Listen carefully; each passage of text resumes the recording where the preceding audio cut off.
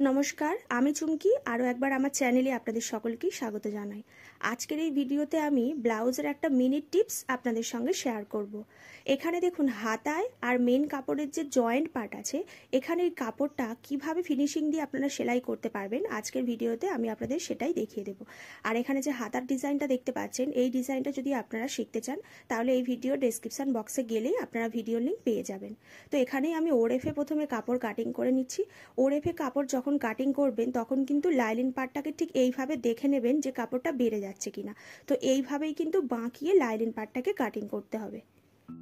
আমার এখানে lining part কিছু কম আছে, সেই কারণে আমি মেন কাপড় থেকে কাটিং করে নিয়েছি। এরপর হাত আর মেন কাপড়ের যে জয়েন্ট পার্ট আছে, সেই জয়েন্ট পার্টের সেলাই থেকে কিছুটা দূরত্বে আমি এই মেন কাপড়টাকে 1/2 ইঞ্চি করে পুরোটাকে সেলাই করে নেব। আপনাদের যাদের কাছে ইন্টারলক মেশিন থাকে না, তারা কিন্তু কাজটা এইভাবেও করতে পারেন। এইভাবে কাজটা করলে কিন্তু ফিনিশিংটাও খুবই সুন্দর আসে। এরপর উল্টো সাইডে একই রকমভাবে কাপড়টাকে উল্টে নিয়ে আরও একবার আমি সেলাই করে নেব। আমার কাছে ইন্টারলক মেশিন নেই, যে কারণে কাজটা আমি এইভাবে করে থাকি। আর আমার মনে হয় কাজটা এইভাবে করলে ফিনিশিংটাও খুবই সুন্দর আসে।